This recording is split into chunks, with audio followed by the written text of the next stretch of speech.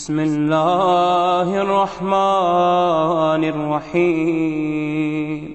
اللهم أعني فيه على صيامه وقيامه، وجنبني فيه من هفواته وآثامه، وارزقني فيه ذكرك بدوامي بتوفيقك يا هادي المضلين.